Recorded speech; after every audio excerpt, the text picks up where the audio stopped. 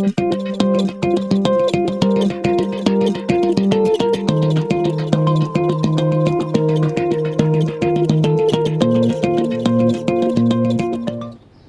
¿qué tal? Bienvenidos nuevamente a otro capítulo de Por Tu Salud. Los invitamos a seguir nuestra transmisión a través de radio y televisión de la Universidad de Guanajuato. El día de hoy tenemos de invitada a la doctora Claudia Meléndez López Velarde, egresada de la Facultad de Medicina de la Universidad de Guanajuato. Hola doctora, ¿cómo estás? Hola, mucho gusto, muy bien, ¿y usted? Bien, también gracias. Bueno doctora, pues bienvenida y bueno, queremos platicarles que el día de hoy vamos a hablar de un tema que nos concierne a todos y que en algún momento lo hemos realizado. Y este tema es la automedicación.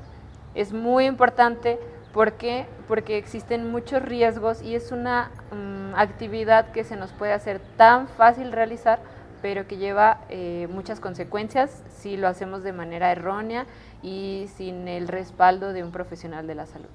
Entonces, bueno, doctora, para empezar me gustaría que nos comentaras una pequeña definición de qué es la automedicación, porque podemos pensar que solamente es con cierto tipo de medicamentos, pero bueno, en este caso amplíanos más la definición. Ok. Bueno, pues como dice la doctora, es algo muy común que todos hemos hecho alguna vez en nuestra vida y prácticamente la automedicación se define como una persona tomando un medicamento, ya sea sin receta, sin supervisión o una prescripción médica. Esto pues lo hemos hecho, no sé si alguna vez ustedes han tenido algún dolor de cabeza, que se toman un paracetamol o no sé, un antiácido porque algo les cayó mal. Esto es muy común, de hecho la Organización Mundial de la Salud hay un conteo en donde se dice que el 50% de los medicamentos son vendidos sin receta.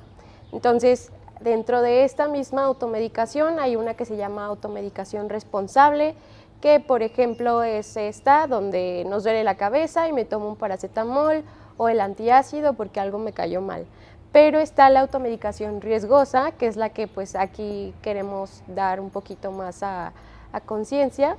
Esta es cuando alguien, por ejemplo, empieza a tomar antibióticos sin alguna prescripción o empieza a tomar ansiolíticos o incluso benzodiazepinas, que son el diazepam, el clonazepam para dormir, y estos medicamentos pues tienen que llevar una supervisión médica. Entonces, pues este es el verdadero problema, que a veces se nos hace muy fácil porque tenemos ahí los medicamentos cuando realmente todo debe de ser supervisado. Y bueno, como mencionas, debemos de hacer mucho caso y apegarnos a la receta de nuestro médico, pero me gustaría que nos hables cuáles son los posibles riesgos que hay de la automedicación, porque bueno, ahorita mencionaste algunos medicamentos, pero bueno, sabemos que hay personas que toman hasta 5, 6, 7 medicamentos al día por diferentes condiciones y creo que aquí valdría mucho la pena también que nos hables de estos riesgos, ¿no? Sí, bueno, dentro de estos riesgos puede haber incluso unas consecuencias muy graves. El primer riesgo que podemos tener son las reacciones adversas o los efectos secundarios.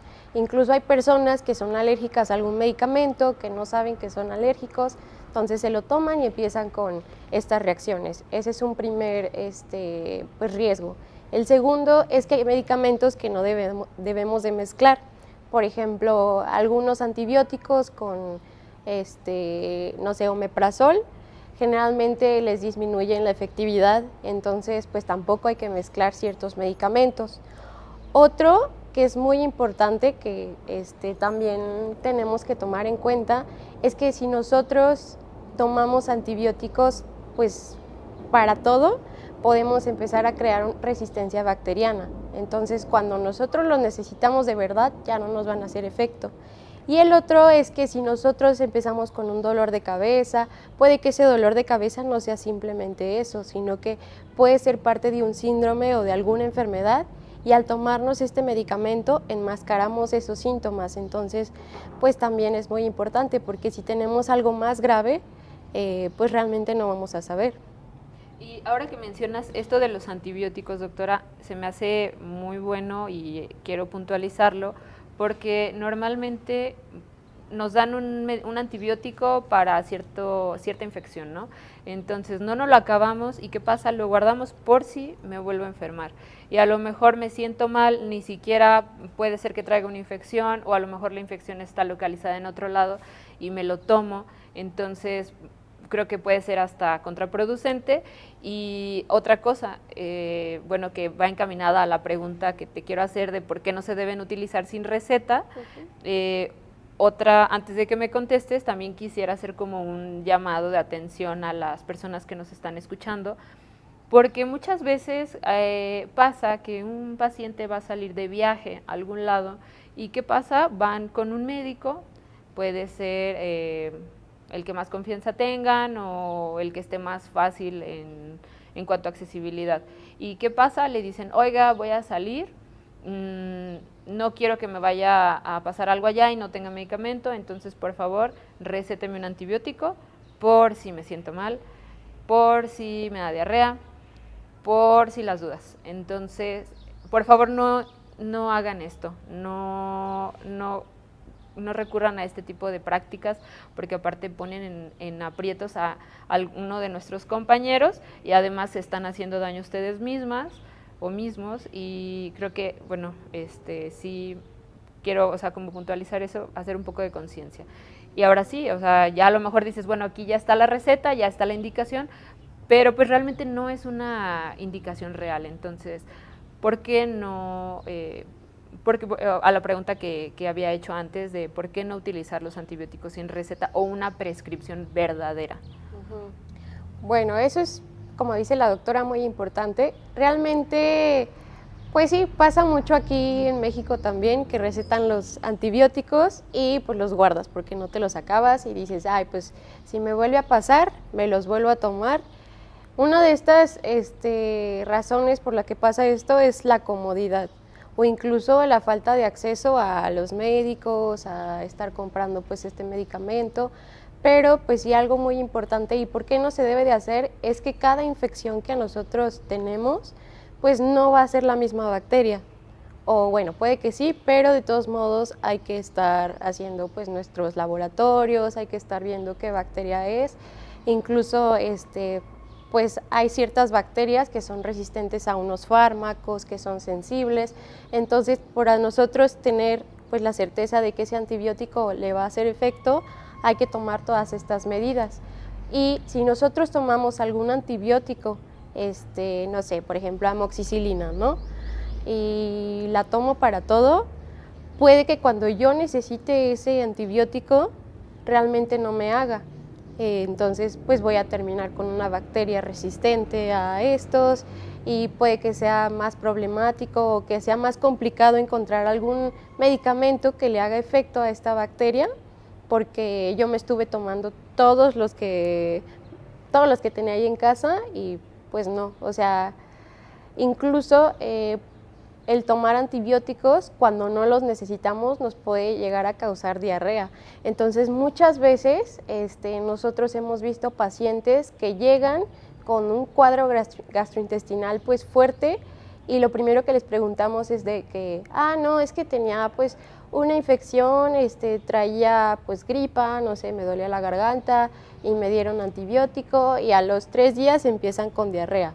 Este es un efecto de los antibióticos cuando no se necesitan, entonces por eso siempre hay que acudir con el médico, porque pues sí son medicamentos que hay que tener bien controlados y supervisados.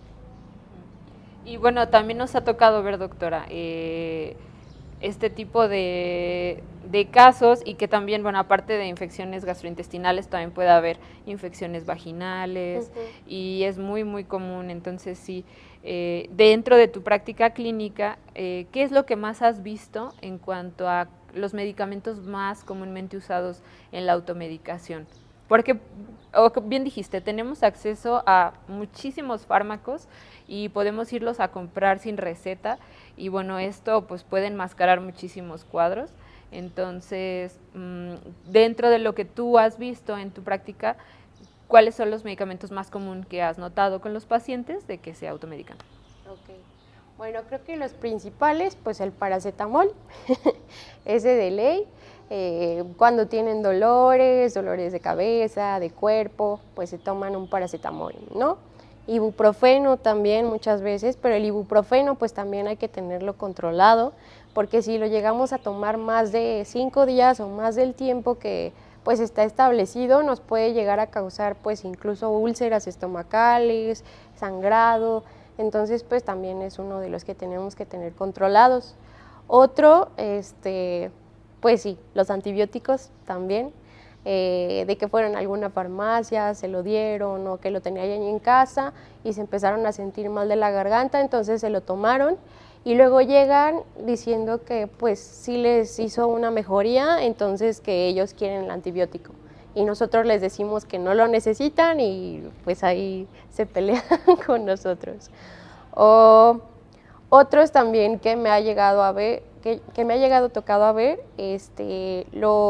pues el omeprazol, por ejemplo, cuando tienen agruras, los ansiolíticos también, porque son de libre venta, el de citalopram, que también son medicamentos que hay que tener controlados, no porque causen dependencia, sino por las dosis que tienen que ir monitorizándose, y los antigripales.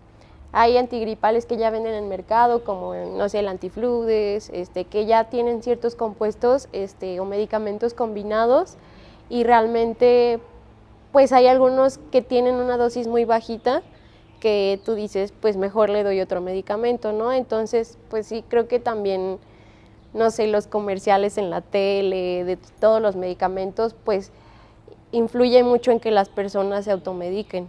Incluso creo que ChatGPT también, ahora en la actualidad, creo que muchas personas pues pueden llegar a preguntarle a ChatGPT, pero eso es algo que yo me cuestionaba el otro día también, que pues no sé, es muy fácil ponerle, no sé, tengo estos síntomas, ¿no?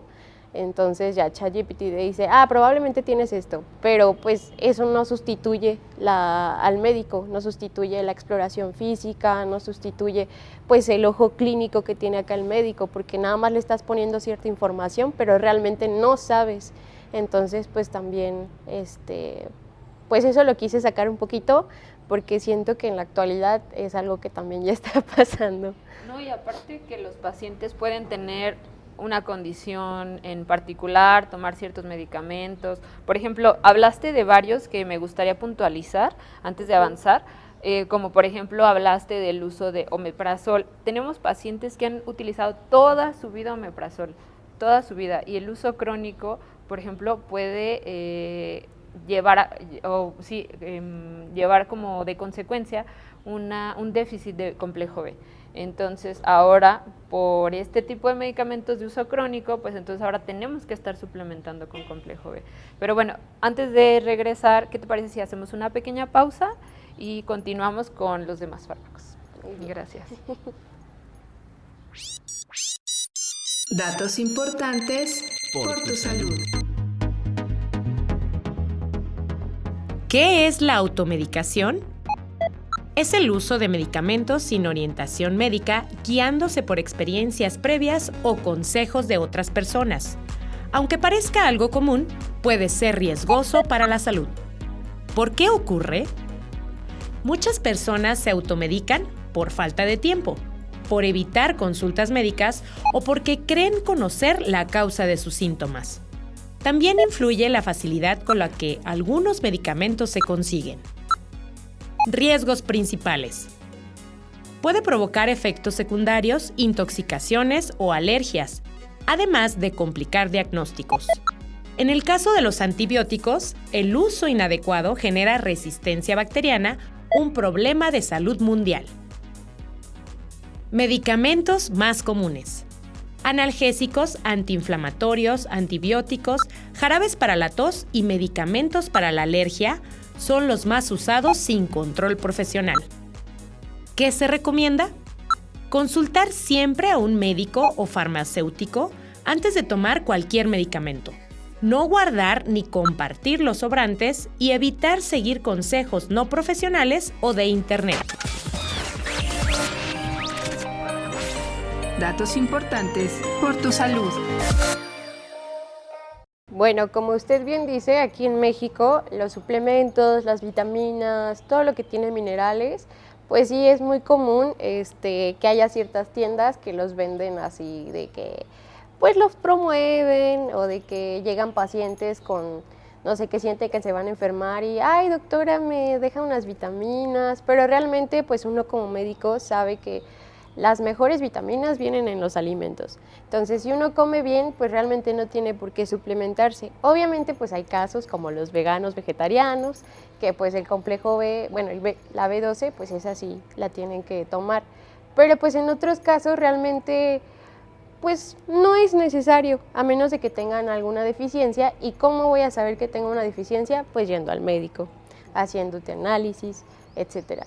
Entonces, pues sí, tomarlos así de pe a pa, pues realmente no. Y siento que sí está muy normalizado aquí en México que pues nos vendan todo, productos milagro, incluso ha salido estudios de pues de estos productos que han causado más daño que bien, daño en el hígado, daño renal, entonces pues sí es como también para tomarlo en cuenta. Así es, doctora. Y bien mencionaste ahorita con los niños, porque también es bien común, llegan a la consulta, dele unas vitaminas porque no quiere comer. Y bueno, también influye mucho si en la mesa de la casa, al momento o a la hora de la comida, pues tenemos refrescos, tenemos cosas que probablemente el niño va a darle preferencia a un alimento saludable. Y esto también me lleva a preguntarte, doctora, acerca de la suplementación con los niños o la automedicación, porque también es muy común que si tenemos 2 o 3 niños y si en algún momento se enfermó de un resfriado, pues entonces como le dio el médico cierto medicamento y se curó, pues yo le doy lo mismo que le dio en esa ocasión. O, por ejemplo, si el mismo niño se enferma de otro resfriado un año después, pues voy a la farmacia, ya sé que le van a dejar, pero pues también influye muchísimo porque de un año a otro, pues el niño ya creció, ya cambió su peso, o sea, es completamente un contexto diferente, entonces quiero aquí como tu opinión acerca de la automedicación en niños y también otra que es muy común es con el adulto mayor. Ok, pues sí, en niños la verdad es que las dosis siempre van a ser diferentes, dependiendo de cuánto pesan, de la edad. Sí hay ciertos medicamentos que se pueden recetar a partir de los 12 años ya con dosis adulto, pero pues igual es muy importante ir al médico. ¿Por qué? Porque luego también hemos visto niños que tienen sobredosis, incluso de paracetamol, porque pues le di tantas gotas, pero pues realmente esas las tiene que calcular el médico, porque pues no es lo mismo un adulto a un niño. Entonces ahí viene mucho el peligro también. Una dosis pequeña para el adulto puede ser una dosis muy grande para el niño, entonces también eso es muy importante. Y en los adultos mayores generalmente pues nuestros adultos ya están tomando de que 7 medicamentos al día, entonces si nosotros le agregamos uno más, puede que haga sinergia con algún otro, entonces de que le dio hipotensión o se desmayó o está somnoliento, le dio diarrea. Entonces, por eso es muy importante. Incluso creo que en un podcast hablaron de la polifarmacia, no sé, pero pues sí es muy importante todo esto, incluso en las embarazadas o en pacientes con enfermedades crónicas. También en las embarazadas, pues porque hay medicamentos que el bebé no puede tomar o pues porque le hace daño. Y en los pacientes con enfermedades crónicas igual, toman muchos medicamentos y puede hacer una sinergia ahí, entonces es más mal que bien.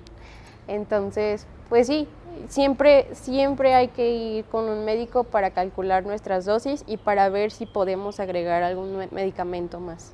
Así es, y haciendo también agregar otra cosa acerca de los antigripales que habías comentado antes, también muy importante, si yo tengo hipertensión o problemas cardíacos, por favor no se automediquen, principalmente con antigripales, no todos son para este tipo de pacientes. Con esto no estoy diciendo tampoco que estén completamente contraindicados, pero para esto es importante ir al médico para que él decida cuál es el más indicado de acuerdo a estas dos condiciones en particulares, ¿no? Y bueno, doctora, ¿qué hacer, por ejemplo, entonces con los medicamentos que nos sobran? Porque bueno, ya hablamos de eso, ¿no? O sea, dices, ok, bueno, ya compré el medicamento, un antibiótico, por ejemplo, y ¿qué pasa? Me sobraron 2, 3 tabletas, entonces, ¿qué puedo hacer? O cierto fármaco, no me lo acabé, quedó media caja, y para evitar este tipo de prácticas, que luego pueden ser muy comunes, ¿qué podrías recomendarnos para pues no tenernos también como al alcance y que se nos haga fácil tomarlos? Okay. Pues bueno, lo primero es que cuando se acabe el medicamento, pues sí, lo podemos guardar, pero dejarlo como una reserva de que solo me lo voy a tomar si me lo vuelven a prescribir. Si es paracetamol, pues está bien, o sea, si me duele la cabeza me tomo una pastillita, pero, por ejemplo, pues los antibióticos, si alguna vez me recetaron benzodiazepinas o algún fármaco que ya sea un poquito más específico, pues sí los puedo guardar, pero solo si me los vuelven a recetar me los tomo, o si algún familiar, algún amigo se los acaban de recetar, pero receta médica, pues se los puedo regalar también, pero solo hasta ese momento. Realmente pues sí es pues por el precio también de los fármacos y todo, pues sí tirarlos, pues no es como la opción, pero sí podemos guardarlos, incluso pues no sé si haya como campañas, organizaciones que guarden pues los medicamentos sobrantes, no sé, pero eso también sería pues una buena idea para los pacientes que necesitan ese fármaco y no tienen como el acceso a comprarlos. Y algo que también se me hace pues un poquito interesante, volviendo un poquito a lo de los suplementos, no sé si usted sabía que ya hay ciertos suplementos y en las etiquetas pues hay que leer ciertas cosas. No sé si usted nos pueda retomar un poquito de hecho, más. COFEPRIS tiene ciertas reglas que les ponen a los laboratorios que hacen suplementos, entonces esto nos puede ayudar a distinguir cuando un medicamento o no está avalado por COFEPRIS. Primero debe de tener un permiso sanitario, entonces si ustedes van a la farmacia y quieren comprar un suplemento, pídanle que les dejen ver la cajita o el frasco y busquen la leyenda donde venga el permiso sanitario, porque si no lo trae, ojo, probablemente no esté avalado. Chequen los ingredientes, chequen también las caducidades, esto es muy importante. Porque aquí tenemos muchos suplementos alimenticios que se venden sin la autorización de COFEPRIS y que traen en este caso el uso de esteroides, y ya nos ha tocado ver pacientes que llegan por una intoxicación de esteroides. Entonces por favor no lo hagan, y si tienen duda primero pregúntenle al médico. Y otra de las cosas que quiero decirles antes de terminar este programa es de que este tipo de medicamentos no suple el tratamiento farmacológico. Entonces, si ustedes quieren tomarlo, desean tomar un suplemento, por favor pregúntenle a su médico. Cuando vayan de primera vez con el médico, lleven todo lo que están tomando, incluyendo vitaminas, suplementos, polvos, todo, porque esto le puede ayudar bastante al médico y hacer un buen diagnóstico. Y bueno, con esto acabamos. Les damos muchas las gracias por su tiempo. Gracias, doctora, también por tu tiempo. Estuvimos con la doctora Claudia Meléndez López Velarde. Y bueno, doctora, por favor me gustaría que nos dejaras tu correo para si tienen alguna duda, pues te puedan escribir. Sí, es c.melendezlopezvelarde @ugto.mx. Ok, bueno, pues muchas gracias y muchas gracias a todos ustedes. Nos vemos en la próxima emisión de este programa. Mi nombre es Jenny Contreras y nos vemos a la próxima. Gracias.